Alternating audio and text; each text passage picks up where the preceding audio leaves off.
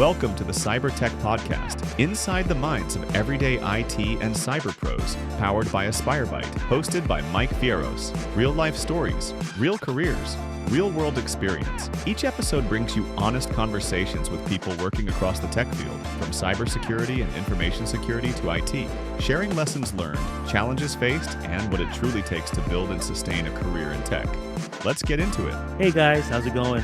It's Mike again, the Cyber Tech Podcast, inside the minds of everyday IT and cyber pros. And this is episode number 38. But before we get into episode number 38, if this is your first time listening to the Cyber Tech Podcast, be sure to subscribe to the AspireByte YouTube channel, where we share full podcast episodes, clips, and tech-focused content. And while you're there, like and share the videos to help spread the word. You can listen to every episode of the Cyber Tech Podcast on Spotify. If you've been enjoying the show, give us a 5-star rating, drop a quick comment, and share it with others.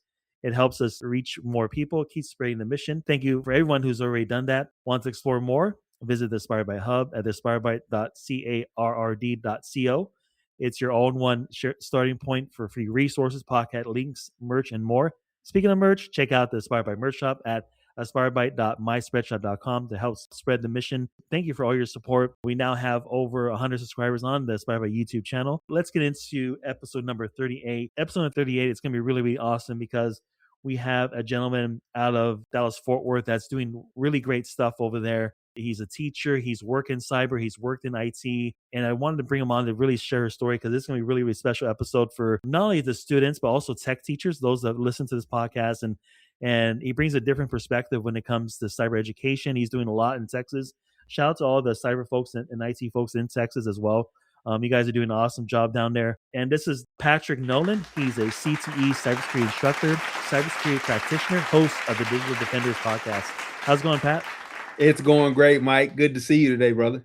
Good to see you too. And thanks for, like I mentioned before the podcast recording, thanks for dealing with me to reschedule this recording and whatnot. And we just talked about how in cyber we have to be flexible and whatnot. So I appreciate you coming on here and sharing your story. Hey, thanks for inviting me and allowing me to be a part of this great podcast, my friend. You're doing good things. Doing good things. I appreciate that. Patrick, tell us a little more about you. What first sparked your interest in technology? 20 years ago, or actually probably a little bit more than that, I got my first opportunity to dive into technology. I was working with an aerospace company. Started off in the mailroom, as a matter of fact. A year later, there was an open position available on the service desk. I took on that opportunity, and the sky's the limit. Kind of moved up the ladder a bit. Had some great mentors and teachers on the job that helped me understand a little bit more about networking, a little bit more about desktop support, even leadership, because I ended up in a position of supervisor later on in my career. So that's kind of how I got started in technology. Real funny story. I had no idea about computers at the time. I bought my first computer. It was an E-machine. Don't laugh. I don't even know if they're still around anymore. But I went home one day and started messing around with it. I broke it, went to work, and my wife sends me a message and says, "What did you do to the computer?" I said, "I have no idea. I'll try to figure it out when I get home." And so that was the start of me kind of tinkering around with hardware and software and trying to understand how computers work. So that's kind of how I got started in technology. You spent 20 years working in IT and cybersecurity before you're a teacher. What did that journey look like when you finally got into that? I'm more of a purple guy. That would probably be more my side. I'm more governance, risk, and compliance. A lot of my training was built around service metrics, trying to ensure that the business had their needs met, that the software was installed properly, hardware was working, networks were firing off as they should, and that we had areas protected and taken care of. As a matter of fact, when I first got into IT, cyber wasn't as big of a thing as it is now. Cyber was kind of spread out across all of the different teams. We learned how to make sure that hardware was hardened, software was up to date. We took the Windows updates seriously. So Microsoft Tuesday was a big thing for us. And we spent a lot of time in meetings trying to discuss how we could ensure that we weren't being attacked. So I started off early on just in the service desk and learning the basics of hardware, the basics of software, and then taking on some larger roles of doing backup tapes and taking on the responsibility of managing network processes, understanding how group policies work, creating new accounts for end users, and learning how those policies work. So for me, the learning process began at the beginning stages of technology, which I try to explain to my students that even though you're going to school for or taking this class on cybersecurity, don't automatically assume that you're going to have this great CIA style job when you get into cybersecurity. Sometimes the best place to start is at a help desk, so that you understand how businesses work, so that you understand how those processes come together, and then you can kind of move up from there. So that's kind of how I started off in the aerospace industry and in technology, and even getting my feet wet in processes that we would consider and call cybersecurity today.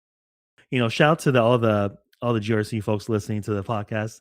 Service desk, it's such a disservice when you see them, Pat. These, and I always mention this. I'm like a broken record at this point. These YouTube, commercials you see on YouTube of join this 6 week cybersecurity camp and make $2 million a week. You know what I mean? And it's such a disservice. And you hit the nail in the coffin right there. The service desk, help desk, whatever you want to call it. That's such a pivotal spot to start because you touch everything. Network, you talk to users, you may talk to directors, the networking team, the GRC folks, cyber folks, in-house. You learn everything right there, and I think that's such a pivotal point in someone's IT cyber careers. Hit that help desk, hit the service desk, learn as much as you can, get those battle scars, if you will, and whatnot. That's like our training ground, if you will, to get in there and seeing what you like. You like networking, you like project management, GRC, whatever you like, anything. And I think, in your opinion, Patrick, why is it so pivotal to start at a help desk or service desk position?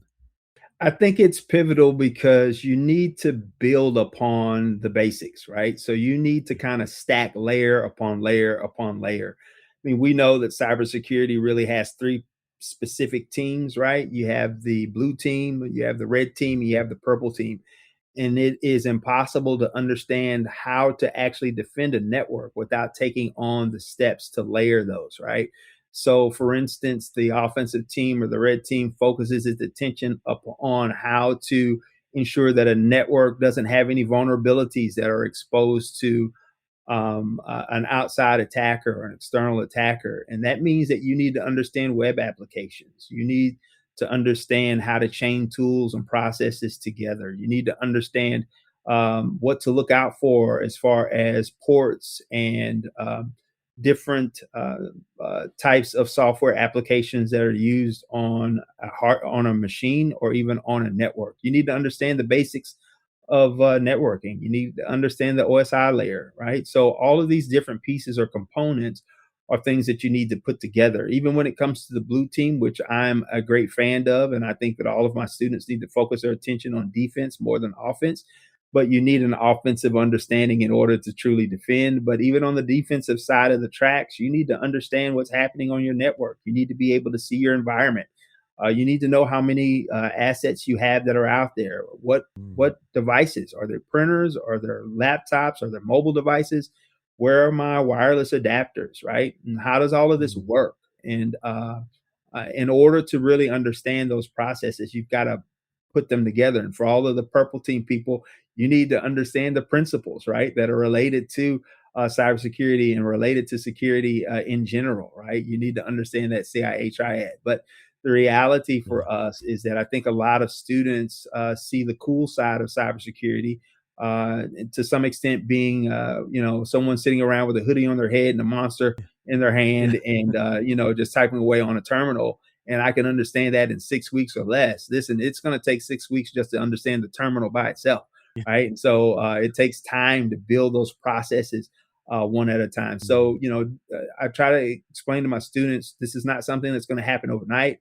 But the advantage that they have going into a pathway, which a lot of high schools now are giving, is that you have 3 years to begin to shape and hone your skills prior to going into either a higher education program at a college campus, or taking an entry level position right out of high school and working in technology. So, these are things that are necessary, but you have to stack those skills together in order to truly be a strong defender and someone that is valuable in what they do. That's such a good explanation right there, Pat. I think, you mentioned about, layering those skill sets. And, I'm glad I don't drink Monster myself, but I would, I'd probably be in the hospital if I drunk too much. But there's students out there, I want to be the hacker, I want to be the pen tester. And then those are very competitive roles. There's a lot of light shine in those pen testing roles. And which it does bring value. And those are really important roles. But like you mentioned, defenders, the blue team, the purple team, the folks that not necessarily get a lot of media attention, but they're necessary to have, and you can make a really good living and enjoy what you're doing, and enjoying on the what you're doing a GRC team, on as a stock analyst, working together with the pen testers, with the third party pen tester, or if you have an in-house pen tester, you get to see all of that. And I think for students to realize that there's much more than just that hacker with a hoodie, monster drink. There's folks that work on the legal side and cybersecurity, marketing, finance. That we need financial people in these cybersecurity companies, and marketing and whatnot, to tell the story for the company or organization you're defending. And I think those are really important to understand, the students, that there's much more than just a hacker.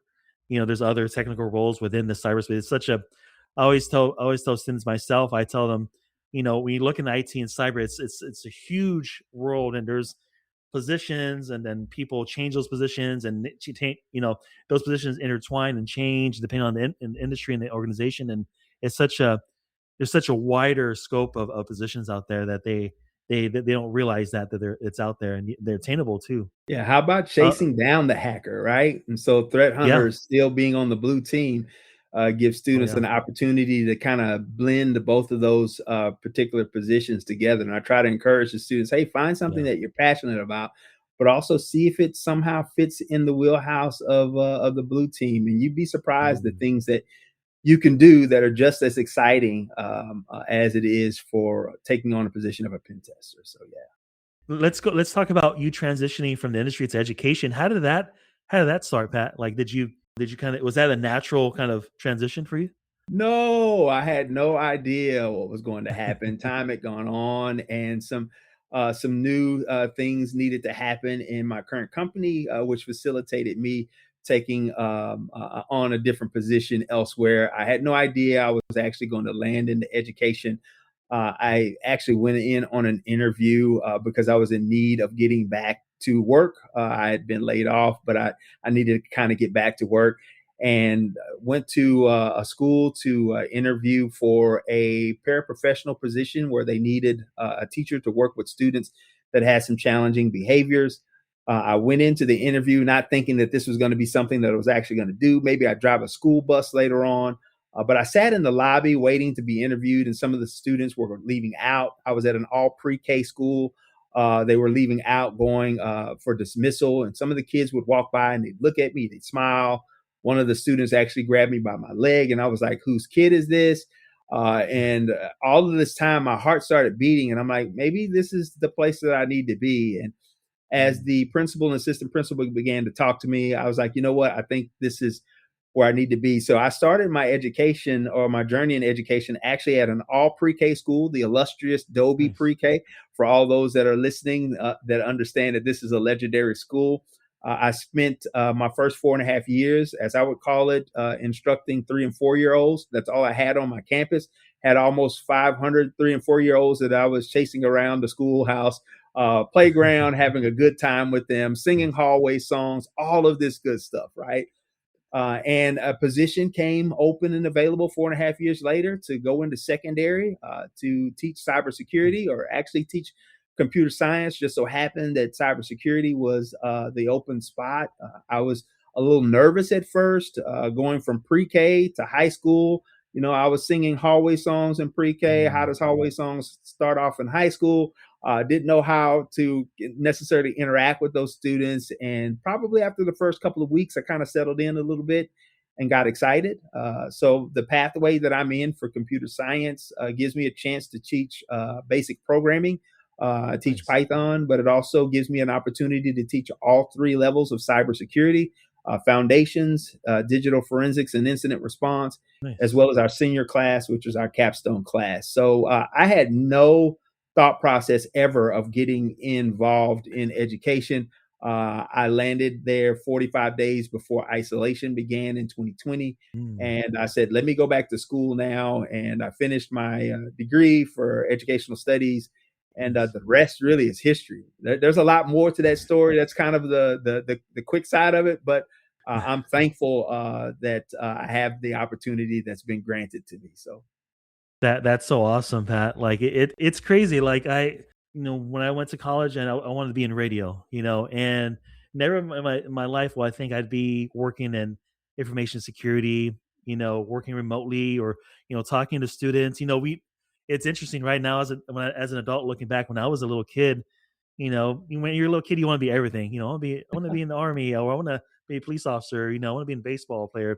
We just don't know how things pan out, and then thank goodness, like teachers like you, Patrick. Like I always share my story with everybody, but like I was the student that was like rough around the edges. I hang out with wrong people back in the days, and so like, I'd be a teacher. I would love, and I'm thankful I had a teacher just like yourself, like a couple of teachers like yourself, Patrick, that actually cared. And those teachers like yourself and those that listen to this podcast or listening right now, you guys are very pivotal. Students go through different things and whatnot. Myself, I was going through different things at a young man's age. Not young teenager. I wasn't a man yet, a teenager, and having a teacher to be like kind of even encourage you just a little bit as an adult now, you really appreciate back then. yeah. Back then you're like, nah, I'm not going to listen to Pat and Ben or Pat and Mike, and it's like now it's like you're an adult and like, man, I do appreciate what Pat did or do appreciate what Mike did or Mr. Garcia did, whoever the teacher is, for those students that you're teaching cybersecurity, IT, technology, there's a lot of opportunities. Like we didn't have cybersecurity or IT classes, down here in Arizona. We live in a small rural community, and so we didn't have that available. But now with teachers like yourself that are teaching those subjects, Patrick, like you guys are gold for real.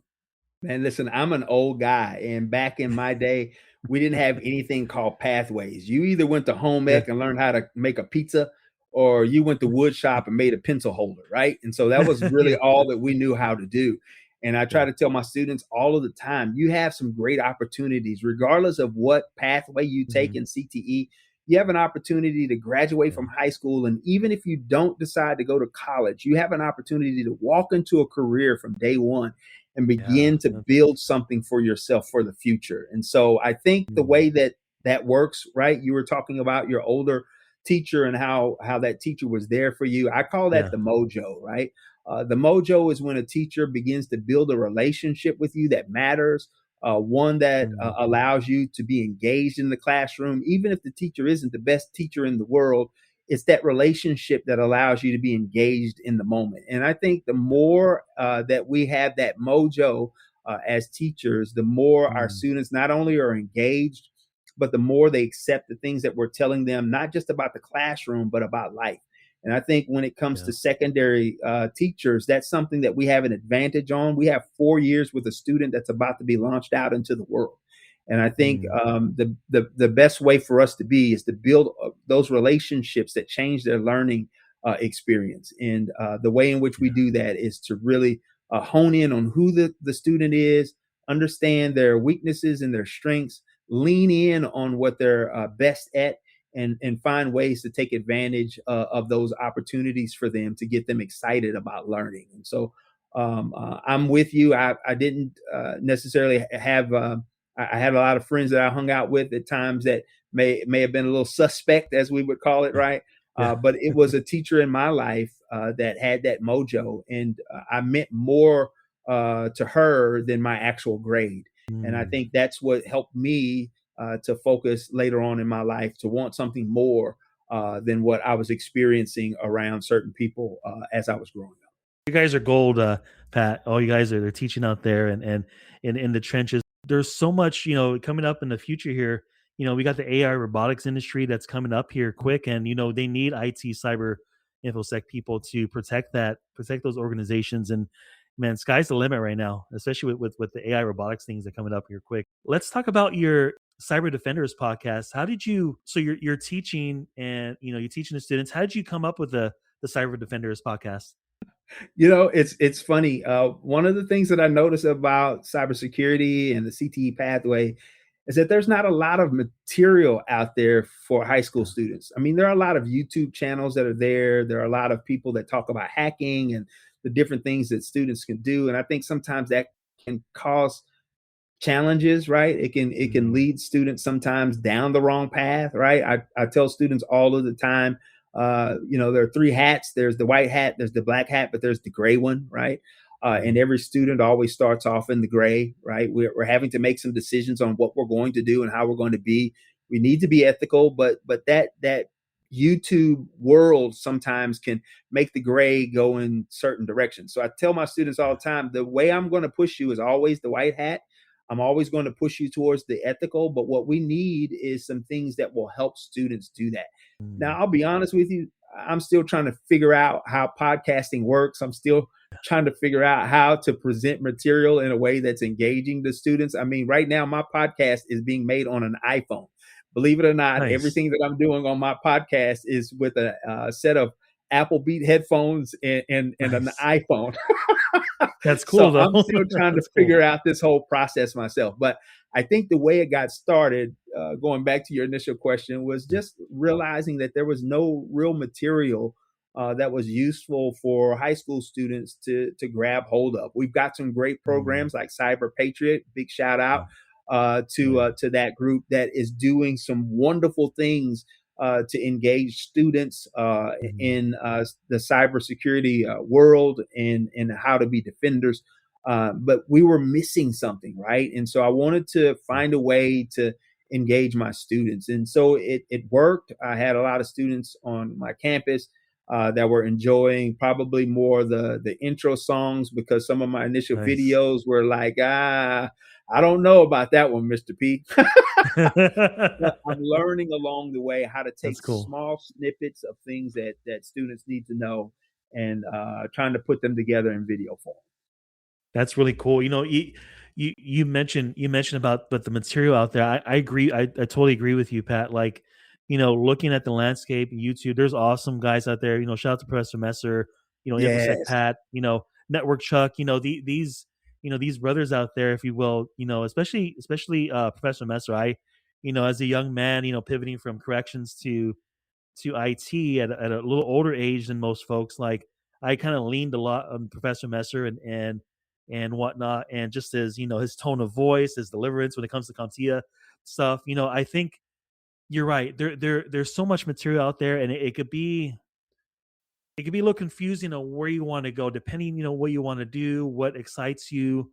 I think it's particularly for high school students, because like in high school, like it's same as a kid, but a little different. You tend to want to do things that folks that you hang out with, and so for me, it was DJing. Like I hang out with all DJ folks. And after I got done with hanging out with the bad folks, DJ folks that rap and stuff like that. So I kind of tend to lean that way a little bit. But as you mature, you're like in high school, you're like, okay, wait a minute, I really like the cyber stuff, or I really like electronics. Maybe I should lean more folks that way. And so I think what you're doing right there, and teachers like you, Patrick, is like building that community, if you will, in that high school, around that, the community where that high school is at, where that school is located, and that's so pivotal because it's getting into cyber and IT. You need to be surrounded with folks like that and give you encouragement, like yourself, Pat. Like I would love, like if I was 15 again, I would love to sign up for your class. I probably won't get in that until I, shape myself up and whatnot. But like I would love to be in one of your classes as a student again in high school. Just sit there and just like learn and be engaging. Like that's what students need. Someone that's real, that's engaging, that's able to create content that's like that they'll understand it. So it's not we'll eventually get to the technical stuff, but really like starting with the little things, right rather than there, learn what the verbiage is, and then finally then you start maturing, if you will, Yeah. in the IT cyber journey and whatnot. And I think what you're doing right there, with the content you're doing, like I need to check out I'm going to check out Cyber Defenders podcast, because like, to your point, a lot of stuff that I do is on my iPhone as well, and on my MacBook Pro. Things have changed so much. You see a lot of people using, microphones. Eventually you could get to that, right? Depending on what you want to do. But most of the time it's like, it's not about the equipment, it's about the person who makes the content. Yeah. Or I forget Yeah. what that I I'm know what you're missing that, talking but about, like, though. Yeah. yeah, yeah. And so especially folks that really care about our content and stuff like that, you want to take time with it, and that's what, and especially these days with YouTube and social media. I mean, man, we didn't have that back then, back in the late 90s. And so, there's no excuse now to learn. Like, we have the internet, we have teachers like you, Patrick. There's content podcasts like the Cyber Defenders podcast, Cyber Tech podcast, Professor Mesters of the world. We have this community out there. I love where you're doing this, focusing in on those high school students. That's a pivotal, like you said, you want to have 4 years with them. And those 4 years are such a tough time as a young man or young woman, trying to figure out who you are and what you want to do. And yeah, no, you're doing great stuff right there, especially with that content.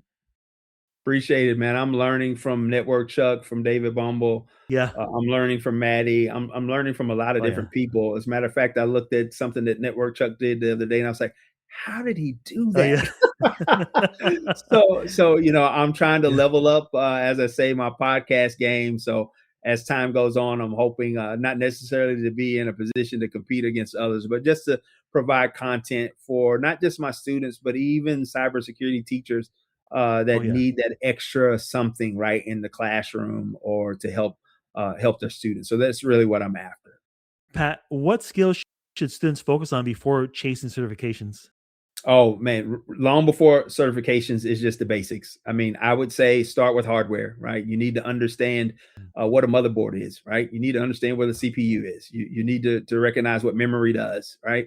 You need to understand the basics of hardware. You also need to understand the basics of software. You need to know what an operating system is. You need to recognize what BIOS does, right? You need to understand what the power on self test actually does, and how it connects to the hardware, to the software, so on and so forth, right? So I think from that standpoint, not just dealing with Windows, but even from a Linux background and a Mac background, get an understanding, a basic understanding of operating systems. Then after you've done that, take time out to learn about networking, right? You need to understand the OSI layer. You need to understand TCP and UDP. You need to understand how things work, right, in the networking world. Learn subnetting, right? I think subnetting can be difficult at times, especially when it's new. But push yourself, right? Push yourself to learn. So I would say those kind of are the basics. Once you get the basics down, then you can start learning how to layer on top of that, hardening things, understanding how things work, how they break, how to make better security thought processes along the way. Once you get those basics. But then methodology is important, right? We need to start questioning. And I think that's one of the things that may be missing from cybersecurity, that students aren't pushed to have a rigorous, critical thought process. So they come at cybersecurity just with an understanding of the tool, without understanding what the tool is actually trying to do, right? So there needs to be some critical thinking along the way, to where students are actually putting together a methodology to ask themselves questions while they're going through the process. So I encourage students that once you learn a tool, push the tool to the side, begin to look at the screen as though you have the tool, and start asking questions. What would I do right now? I would type in map. I would type in the target IP address, just simply so that I can get the top 100 ports that are open. I might want to just do a -SN that gives me a chance for a host discovery, right? But how do I do that? And start to think critically through the tool. Why am I doing that? So I think once we teach students to think critically through the process, they'll be greater defenders along the way, and they'll be even more valuable to companies early on in their career, rather than learning this as some of us have late in their 50s.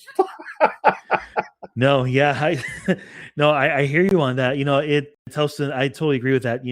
Critical thinking is such a important part that I think you're right. It is missing. It is missing, especially with the young students coming out of high school, college, and whatnot. Push, ask questions, push that thing to, push your mind to that, beyond what you can do. Ask questions. Why is this working? Why is it not working? Why do we have to do it like this? And those critical thinking, it's gonna, when they start working for those employers and the organizations, or they start their own companies, it's gonna, for folks that aren't big at critical thinking, it's gonna pay dividends for sure. Yeah, one other thing that I tell my students, especially my DFIR students, my second year students, is that reading is fundamental, right? Yeah. So I think one of the things that we need to do is not only learn how to think critically, but I think what helps us to think critically is to read. Cybersecurity is a research heavy career. And if you're not willing to go out and do research, if you're not willing to read white papers, if you're not willing to keep up to date with the latest attacks, then cybersecurity may not be for you. And that's okay, right? There may be something different that you may be able to do in technology. But as it relates to cybersecurity, research is an important part of it. Read books. Mike Saylor has a great book on ransomware. I think it's one of the greater books, in my opinion, that it has been written in this particular time period for us to be able to read. It opens up so many different doors and channels for us to think through the process, not just of ransomware, but how security works all together. And so I think, reading is an important part of the process. So I try to encourage students, learn to research, write and take notes, take good notes, because you're going to have to write reports. So all of these things are a great part of their tool house early on before they go into their careers. That's such gold nuggets right there. Some gems right there for you guys to take home right there. If you have an unexpected day off with zero responsibilities, what's your perfect way to spend it? Oh, if you want me to be honest with you, it's sitting at a Starbucks, unfortunately, with my laptop open. Nice. I mean, to be real honest with you, I enjoy being on my PC. That's a relaxing moment for me. So if I'm, I may be reading a book on my Kindle app, or I may be listening to one in my Audible. I may actually be tied in on a podcast, Darknet Diaries, or something like that, or just being on Try Hack Me or Hack the Box or LabX.io. Any of those places where I could read some material and interact with the screen. That's what I would do in my spare time. Now, don't tell my wife, because she would probably think that the answer to that question would be hanging out with her on a cruise ship. And it would, but while I'm on that cruise ship, best believe I'm still on a laptop. Isn't that right, Pat? Like we, us that work in tech, and even if we didn't work in tech, we always find a way to learn something new, learn the greatest thing, listen to Darknet Diaries, listen to, stories like yours, Pat. Thanks, Patrick, for coming on the podcast, man. I think you've dropped some awesome gems for students and also for teachers out there that are trying to figure out ways to find resources like the stuff that you're doing, the content you're doing, Patrick.